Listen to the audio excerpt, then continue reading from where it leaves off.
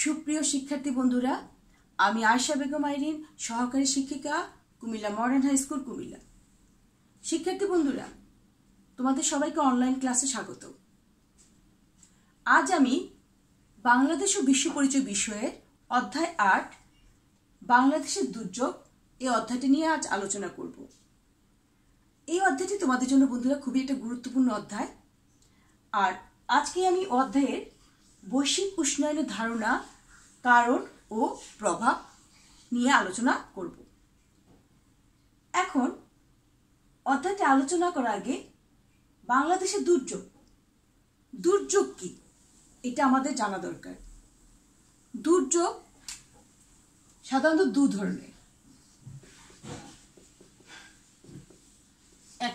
এক নম্বর মানব সৃষ্ট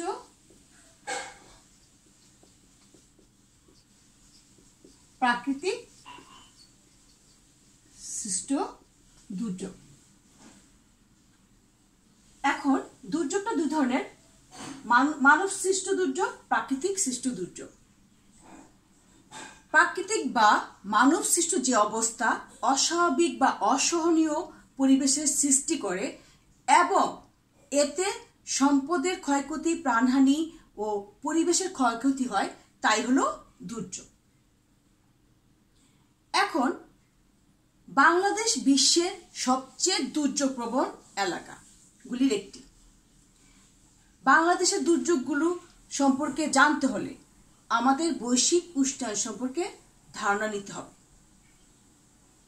যেমন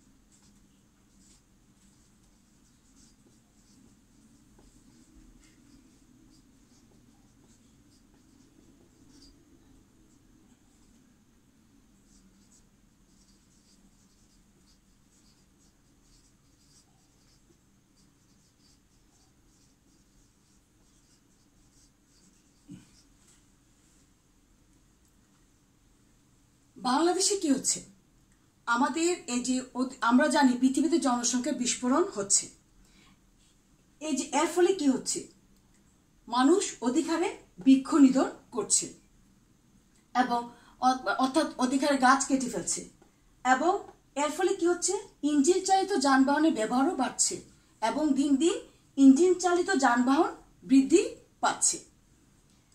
এর ফলে যে ব্যাপারটা ঘটছে সেটা হলো কি, গ্রিন হাউস প্রতিক্রিয়া। এর ফলে গ্রিন হাউস প্রতিক্রিয়া হচ্ছে। আর গ্রিন হাউস এটি একটি জটিল সমস্যা। গ্রিন হাউস কতগুলো গ্যাসের সমন্বয়ে গঠিত একটি আচ্ছাদন। এই যে গ্রিন হাউস প্রতিক্রিয়া, ফাইনালি এর ফলে কি হচ্ছে, বৈশ্বিক উষ্ণায়ন হচ্ছে এবং এই বৈশ্বিক উষ্ণায়নের ফলে সমুদ্র পৃষ্ঠের উচ্চতা বৃদ্ধি পাচ্ছে। তাহলে কি হচ্ছে, জনসংখ্যা বিস্ফোরণের ফলে বেশি করে মানুষ বৃক্ষ নিধন করছে, বৃক্ষ নিধন করছে এবং ইঞ্জিন চালিত যানবাহনের সংখ্যাও বাড়ছে। এর ফলশ্রুতিতে কি হচ্ছে, গ্রিন হাউস প্রতিক্রিয়া হচ্ছে। আর গ্রিন হাউস প্রতিক্রিয়ার ফলে ফাইনালি কি হচ্ছে, বৈশ্বিক উষ্ণায়ন হচ্ছে। আর বৈশ্বিক উষ্ণায়নের ফলে কি হচ্ছে, আমাদের সমুদ্রপৃষ্ঠের উচ্চতা বৃদ্ধি পাচ্ছে। অর্থাৎ বৈশ্বিক উষ্ণায়ন হলো গ্রিন হাউস গ্যাসের প্রভাবে পৃথিবীর তাপমাত্রা বৃদ্ধি পাওয়া। তাহলে কি হলো, আমরা এই গ্রিন হাউস আমাদের বৈশ্বিক উষ্ণায়ন সম্পর্কে আমরা ধারণা পেলাম। এরপর যে আমরা বৈশ্বিক উষ্ণায়নের কারণগুলো জানব।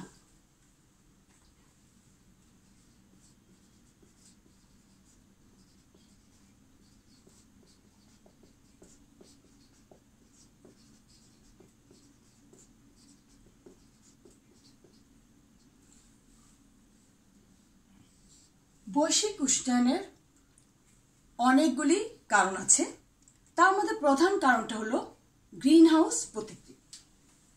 1 নম্বর কারণটা হলো গ্রিন হাউস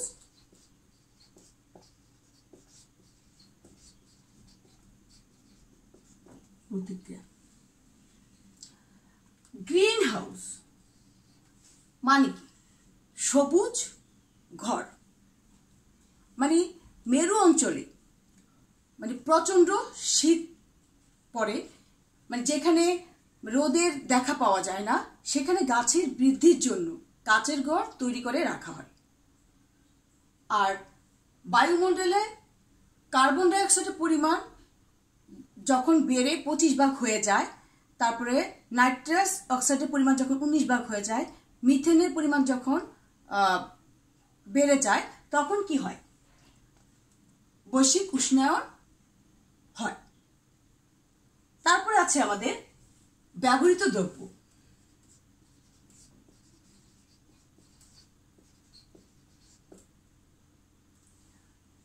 যেমন আমরা আমাদের বিলাসী জীবনযাপনের জন্য আমরা কি করি? এয়ার কুলার, এসি, রেফ্রিজারেটর, তারপরে ফোম, এরোসেল, তারপর টিভি, এগুলি ব্যবহার করি।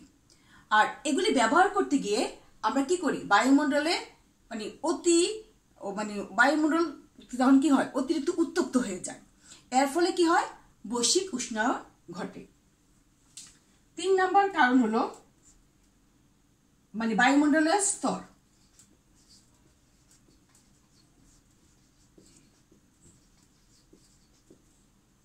বায়ুমণ্ডলের স্তর, বায়ুমণ্ডলে অনেকগুলো স্তর আছে। তাহলে প্রথম পৃথিবীর নিকটবর্তী যে স্তরটা হলো সেটা হলো স্ট্রাটোস্ফিয়ার, এর পরের স্তরটা হলো স্ট্র্যাটোস্ফিয়ার, আর তারপরের স্তরটি হলো ওজোন স্তর। এই ওজোন স্তর আমাদের জন্য খুবই গুরুত্বপূর্ণ। ওজোন স্তরের কারণে ভূপৃষ্ঠের অতি বেগুনি রশ্মি কি করে? বেগুনি রশ্মির প্রভাব পাচ্ছে, এবং এর ফলে কি হচ্ছে?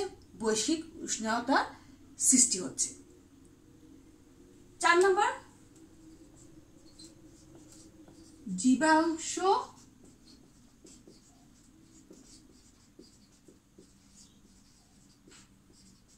জীবাশ্ম জ্বালানির ব্যবহার। আমরা প্রতিনিয়ত কি করি? কাজ করার জন্য জ্বালানি ব্যবহার করছি। যেমন পারমাণবিক চুল্লি ব্যবহারের ফলে প্রচুর বর্জ্য সৃষ্টি হয়। আর শিল্প কারখানায় বর্জ্য ও কালো ধোঁয়া কি করে থেকেও প্রচুর সীসা, পারদ ও আর্সেনিক নির্গত হয়। এটাও বৈশ্বিক উষ্ণতার বৃদ্ধির কারণ। তারপর আছে 5 নাম্বার মহাসমুদ্র।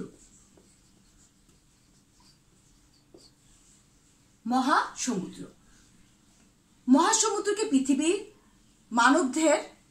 মানবদের ফুসফুসের সাথে তুলনা করা হয়েছে। বিশ্বের তাপমাত্রা নিয়ন্ত্রণে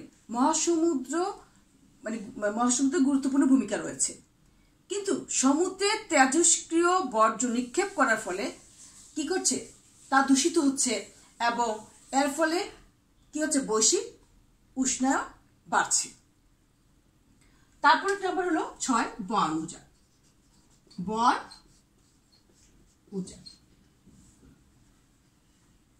যেমন প্রতিনিয়ত কি হচ্ছে?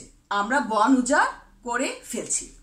এর ফলে বায়ুমণ্ডলে কার্বন ডাইঅক্সাইডের পরিমাণ বেড়ে যাচ্ছে, ফলে বায়ুমণ্ডলে সিএফসি গ্যাস বৃদ্ধি পাচ্ছে। আর এই সিএফসি গ্যাস বৃদ্ধি পাওয়ার ফলে কি হচ্ছে? মানে গ্রিন হাউস গ্যাসের পরিমাণও বাড়ছে, এবং এর ফলে বৈশ্বিক উষ্ণায়নের সৃষ্টি হচ্ছে। 7 নগরায়ন। বর্তমান বিশ্বে ব্যাপক হারে নগর গড়ে উঠছে, ফলে কি হচ্ছে? মানুষ শহরকেন্দ্রিক হয়ে পড়ছে, আর ফলে শহরে জনসংখ্যার চাপ ও যানবাহনও বাড়ছে। এসব যানবাহনের নির্গত ধোঁয়া নগরের বায়ুতে কার্বনের পরিমাণ বাড়িয়ে দিচ্ছে, আর এটিও বৈশ্বিক উষ্ণতার অন্যতম কারণ। কৃষিকাজে অতিরিক্ত রাসায়নিক সার ব্যবহার।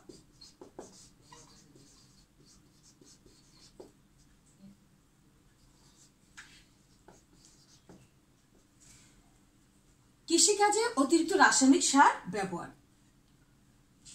কৃষিতে আমরা কি করি? যান্ত্রিক সেচ, রাসায়নিক সার, কীটনাশক ইত্যাদি ব্যবহার করা হচ্ছে। এর ফলে কি হচ্ছে? আমাদের ওজোন স্তর বিভিন্নভাবে ক্ষতিগ্রস্ত হচ্ছে এবং আমাদের এর ফলে আমাদের কি হচ্ছে? এই যে এই অতিরিক্ত কীটনাশক, রাসায়নিক সার ব্যবহার করার ফলে এগুলি যখন বৃষ্টিতে পানি ধুয়ে যখন পানিতে পড়ছে, সেই পানিটাকে আমাদের দূষিত করছে। এর ফলে বৈশ্বিক উষ্ণতা বাড়ছে। 9 নাম্বার,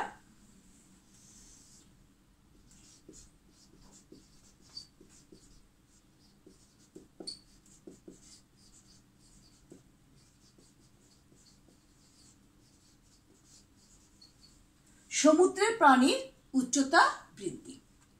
সমুদ্রের প্রাণীর উচ্চতা বৃদ্ধির ফলে উপকূলবর্তী অঞ্চলের সমূহে সমুদ্রের পানি ঢুকে পড়ে, আর সমুদ্রের লবণাক্ত পানির প্রভাবে গাছপালা, মৎস্য খাবার ও শস্য ক্ষেতের ক্ষতি হচ্ছে। এর ফলে কি হচ্ছে? মাছের সংকট হচ্ছে, মাছ আমাদের মারা যাচ্ছে, তারপরে ফসলের অনেক ক্ষতি হচ্ছে, হ্যাঁ, গাছপালাও আমাদের কমে যাচ্ছে, আর এটাও বৈশ্বিক উষ্ণতার একটা অন্যতম কারণ। তাহলে দেখা যাচ্ছে যে বৈশ্বিক উষ্ণতার কারণে বাংলাদেশে বেশি হুমকির মুখে আছে। উষ্ণতা বেড়ে গেলে জলবায়ুর পরিবর্তন হবে, তবে বাংলাদেশে গ্রিন হাউস গ্যাস বৃদ্ধির জন্য মানবসৃষ্ট কারণগুলিকেই সবচেয়ে বেশি দায়ী করা হচ্ছে। তাহলে এই হলো আমাদের বৈশ্বিক উষ্ণতার কারণগুলি নিয়ে আমরা আলোচনা করলাম। তো যাই হোক, এবার আমরা বৈশ্বিক উষ্ণতার প্রভাবগুলি নিয়ে আলোচনা করব।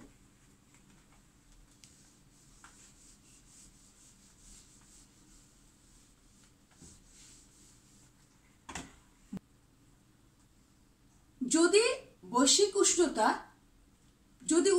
উষ্ণতা বেড়ে যায় তাহলে কি হবে? মেইন যে সমস্যা হবে তা হলো জলবায়ুর পরিবর্তন। আর এই জলবায়ুর পরিবর্তন এবং পরিবর্তনের কারণেই কিন্তু আমাদের খরা, বন্যা, তারপর টর্নেডো, এই বিভিন্ন প্রাকৃতিক দুর্যোগগুলো হচ্ছে। জলবায়ুর পরিবর্তন হলে অবশ্যই নানা ধরনের সমস্যার সৃষ্টি হবে। তাছাড়া মেরু অঞ্চলের জমাটবদ্ধ বরফ গলতে শুরু করবে, ফলে উপকূলবর্তী অঞ্চল সমূহ প্লাবিত হবে এবং নানা ধরনের নতুন নতুন রোগেরও আবির্ভাব ঘটবে। উষ্ণায়নের ফলে সৃষ্ট বন্যা, খরা, লবণাক্ততা প্রভৃতি কারণে গবাদি পশু এবং মানুষের খাদ্যের অভাব হবে। তাহলে কি এই বিষয়গুলো যদি আমরা ভালোভাবে খেয়াল করি এবং এগুলোর ক্ষতিকর প্রভাব বিবেচনা করে বিভিন্ন পদক্ষেপ যদি আমরা গ্রহণ করি, তাহলে বৈশ্বিক উষ্ণায়নের হাত থেকে আমরা অনেকটা পরিত্রাণ পাব। বৈশ্বিক উষ্ণায়নের কারণে বিভিন্ন ধরনের দুর্যোগগুলি সংঘটিত হচ্ছে। এই পর্যায়ে আমি দুর্যোগের ধারণা ও ধরন নিয়ে আলোচনা করব। দুর্যোগ প্রাকৃতিক ও মানবসৃষ্ট অবস্থা যখন অসহনীয় পরিবেশের সৃষ্টি করে, তাই হলো দুর্যোগ।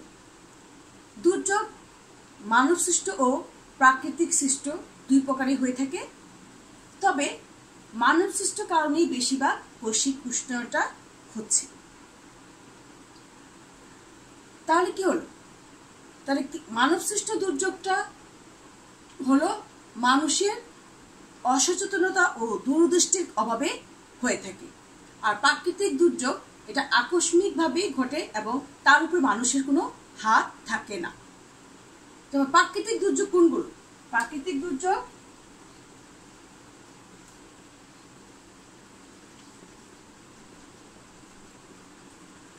বন্যা, খরা, সুনামি, ভূমিকম্প, টর্নেডো, জলোচ্ছ্বাস। আর মানব সৃষ্ট দুর্যোগ কোনগুলো?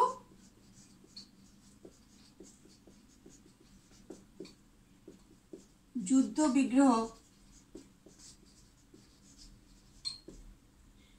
তারপরে সাম্প্রদায়িক দাঙ্গা,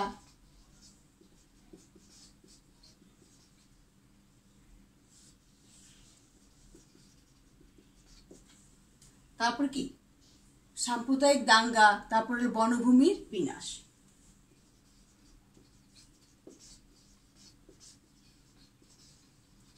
আরো অনেক কারণ আছে। যাই হোক, তাহলে প্রাকৃতিক দুর্যোগ এটা আকস্মিকভাবে ঘটে থাকে, হ্যাঁ, আর মানুষের তাতে কোনো হাত থাকে না। আর মানুষ সৃষ্ট দুর্যোগ এটা মানুষের অসচেতনতা ও দূরদর্শী মনোভাবের কারণেই হয়ে থাকে। হ্যাঁ, এখানে মানে এইটা মানে দুর্যোগটা মানুষ, আর আমাদের এই যে বৈশ্বিক উষ্ণায়ন এটা মানুষ সৃষ্ট কারণেই বেশি হয়ে থাকে। এই পর্যায়ে আমরা বিভিন্ন ধরনের প্রাকৃতিক দুর্যোগগুলি নিয়ে আমরা আলোচনা করব। যেমন আমরা প্রাকৃতিক দুর্যোগগুলো কি? বন্যা, খরা, ভূমিকম্প, টর্নেডো, সুনামি, জলোচ্ছ্বাস।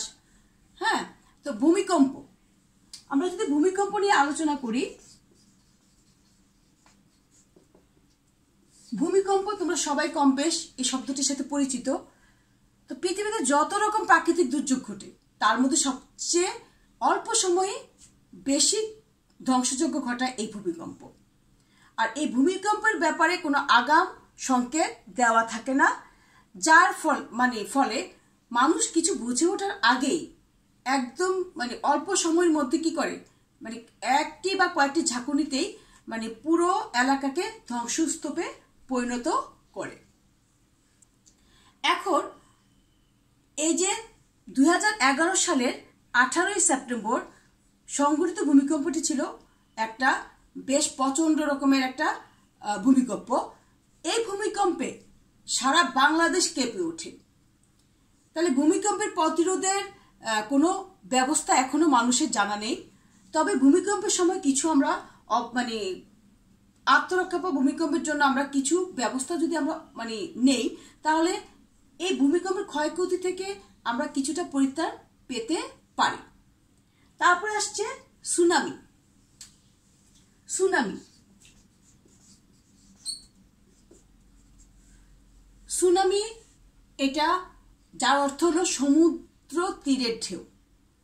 হ্যাঁ, এই সমুদ্রের তলদেশে প্রচন্ড ভূমিকম্প বা অগ্নুৎপাতের ফলে কিংবা অন্য কোনো কারণে ভূ আলোড়নের সৃষ্টি হলে বিস্তৃত কি হয়, বিস্তৃত এলাকাটা জুড়ে প্রবল ঢেউয়ের সৃষ্টি হয়। আর এই প্রবল ঢেউ উপকূলে এসে তীব্র বেগে কি করে আছড়ে পড়ে। এই সামুদ্রিক ঢেউয়ের গতিবেগ ঘন্টায় 800 থেকে 1300 কিলোমিটার পর্যন্ত হতে পারে। আর সুনামির কারণে হ্যাঁ সমুদ্রের পানি জলোচ্ছ্বাসের আকারে কি করে মানে ভয়ঙ্কর মানে ভাবে উপকূলে 10 কিলোমিটারের মধ্যে কি করে ঢুকে পড়তে পারে, এবং এর ফলে স্বল্প সময়ের মধ্যে মানে উপকূলীয় অঞ্চলের মধ্যে পানি ঢুকে ঘর বাড়ি, দালান কোঠা, রেলপথ সবকিছু, বৈদ্যুতিক যোগাযোগ ব্যবস্থা, বাণিজ্যিক কেন্দ্র প্রভৃতি ধ্বংস হয়ে যেতে পারে। তারপর আসে ভূমিধস। 3 নম্বর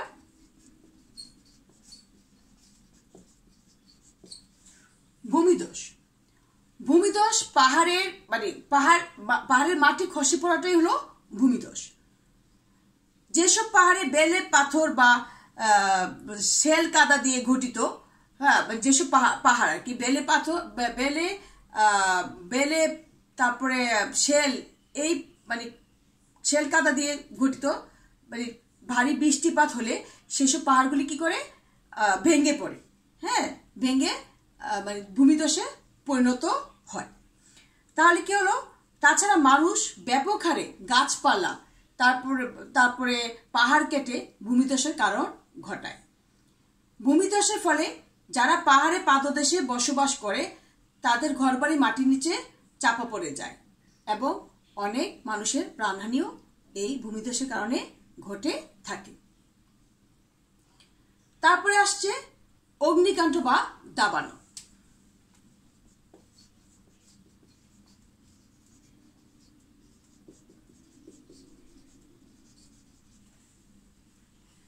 অগ্নিকাণ্ড বা দাবানল এই প্রাকৃতিক দুর্যোগটা মানে প্রাকৃতিক কারণেই ঘটে থাকে। আর মানুষের অসাবধানতার ফলে বা দুর্ঘটনা জড়িত কারণেও কি করে এই অগ্নিকাণ্ড ঘটতে পারে। প্রচন্ড দাবানলের কারণে কোনো মানে দেশে বনাঞ্চলে অগ্নিকাণ্ড ঘটতে দেখা গেছে। আর এর ফলে কি হচ্ছে, বৃক্ষ সম্পদ নষ্ট হয়, তারপরে নষ্ট হয় জীববৈচিত্র্য। আমাদের দেশে দাবানলের ঘটনা সাধারণত ঘটে না, কাজেই আমাদের দেশে অগ্নিকাণ্ডের কাণ্ডকে ঠিক প্রাকৃতিক দুর্যোগ বলা যাবে না। এরকম আরো অনেক প্রাকৃতিক দুর্যোগ আছে, মানে পরবর্তী ক্লাসে আমি এগুলি নিয়ে আলোচনা করব। তো শিক্ষার্থী বন্ধুরা, আজকে আমি যতটুকু তোমাদেরকে বুঝিয়েছি আশা করি তোমরা বুঝতে পেরেছো এবং তোমরা অবশ্যই বাসায় এই অধ্যায়টা একটু ভালোভাবে পড়বে, কারণ এই অধ্যায়টা তোমাদের জন্য একটা খুবই গুরুত্বপূর্ণ, আমি আগেও বলেছি একটা গুরুত্বপূর্ণ অধ্যায়। তো শিক্ষার্থী বন্ধুরা, আজ এ পর্যন্তই। আমি পরবর্তী ক্লাসে বাকিটা আমি আলোচনা করব। তো আজ এই পর্যন্তই। আল্লাহ হাফিজ।